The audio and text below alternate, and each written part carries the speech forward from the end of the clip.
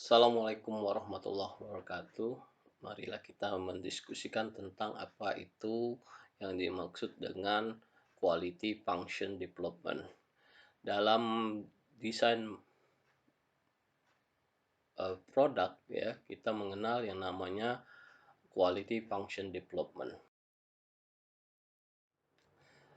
Introduction, pengembangan sebuah produk dapat dilakukan dengan menggunakan metode Quality Function Development atau QFD. Dengan menggunakan metode QFD tersebut, dapat diperoleh informasi mengenai kebutuhan dan keinginan konsumen, keperluan produsen, serta kebutuhan produk. Berbeda dengan Quality Control Cycle atau QCC yang mengidentifikasikan dan memperhatikan permasalahan atau defek pada produk, QFD berfokus pada pengembangan keterampilan untuk merancang, menciptakan, dan memasarkan produk yang dibutuhkan dan diinginkan oleh pelanggan.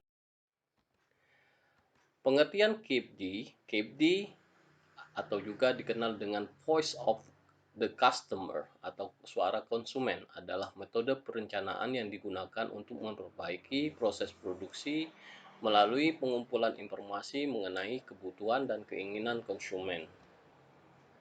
QFD ini digunakan untuk mendukung dan melaksanakan TQM, Total Quality Management, karena baik QFD dan TQM memiliki tujuan akhir yang sama, yaitu memenuhi kepuasan pelanggan. Nah, dalam kaitannya ya quality function development, apa yang harus kita perhatikan? Satu, customer. Dua, proses. Tiga, improvement. Empat, standar. Dan lima, metode atau method. Nah, ini tujuan dari QFD. QFD mempunyai tujuan sebagai berikut. Satu, mengetahui kebutuhan dan keinginan customer agar produk yang dihasilkan dapat memenuhi tingkat kualitas yang baik sesuai dengan yang diinginkan oleh customer. Mengembangkan kebutuhan produk dan menjamin bahwa keinginan konsumen diperhatikan. Menganalisa kompetitor atau persaingan usaha baik dari segi teknis maupun dari sudut pandang konsumen sehingga dapat didapatkan strategi pemasaran yang tepat. Menetapkan prioritas atau tujuan jangka pendek dan jangka panjang perusahaan. Memformalkan proses komunikasi. Dan yang terakhir adalah menginstitusionalkan ide dan perbaikan terus-menerus terhadap produk sehingga desain sasaran produk sesuai dengan keinginan customer.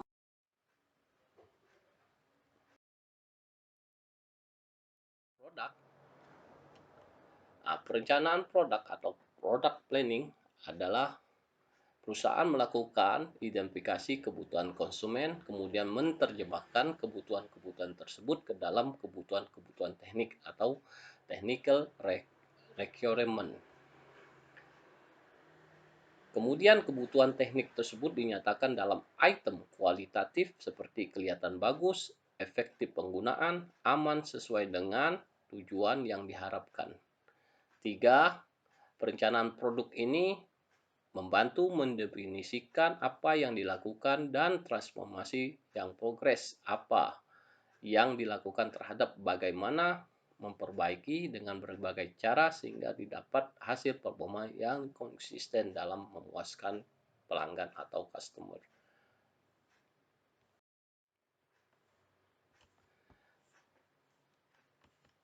Penilaian konsumen ini merupakan harapan konsumen yang berupa perkiraan atau keyakinan konsumen terhadap apa yang diterimanya dan dirasakannya setelah membeli dan menggunakan produk atau jasa.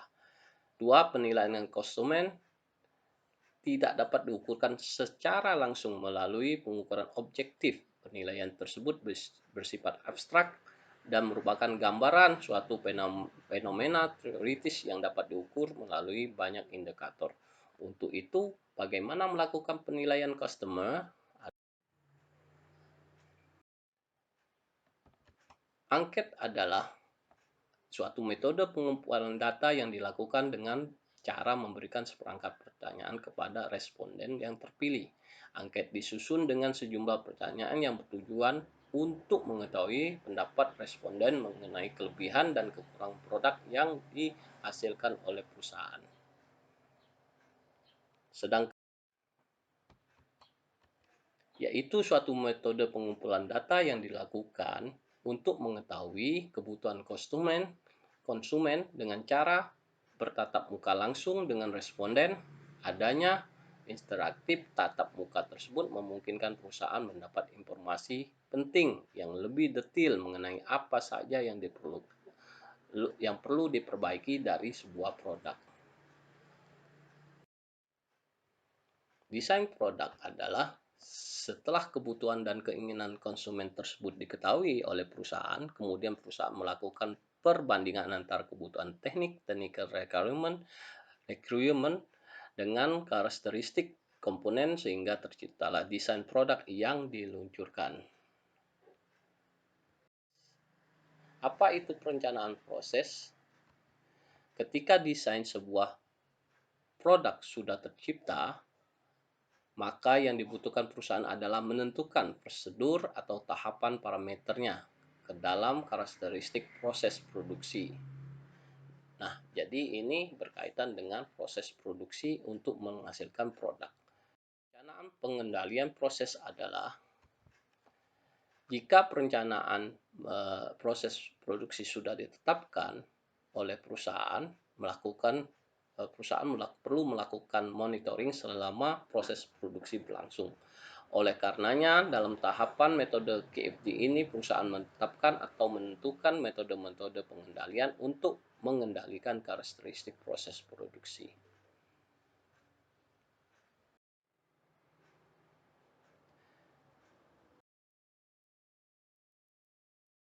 Itu fokus terhadap konsumen. Di sini perusahaan akan lebih fokus pada konsumen sehingga metode KFD ini secara tidak langsung memberikan arti bahwa konsumen adalah segalanya. Perusahaan mengumpulkan sejumlah informasi seperti apa ya saja masukan dari konsumen. Kemudian informasi tersebut diterjemahkan ke dalam persyaratan pelanggan yang spesifik terhadap produk yang diinginkan. Apa itu menghemat waktu? Metode KFD dapat menghemat cost produk, biaya produksi karena perbaikan yang dilakukan benar-benar sesuai dengan kebutuhan dan harapan pelanggan. Perusahaan tidak memerlukan pengulangan pekerjaan yang tidak sesuai dengan spesifikasi yang telah ditetapkan sesuai dengan keinginan dan kebutuhan pelanggan. Efisiensi waktu. Efisiensi waktu selain menghemat biaya, juga KFD dapat menghemat waktu yang dibutuhkan dalam pengembangan produk. Perusahaan dapat lebih memfokuskan pada persyaratan pelanggan yang spesifik dan telah diidentifikasikan dengan jelas. Namun memang diperlukan waktu yang cukup untuk input manual terhadap angket dan survei yang dilakukan.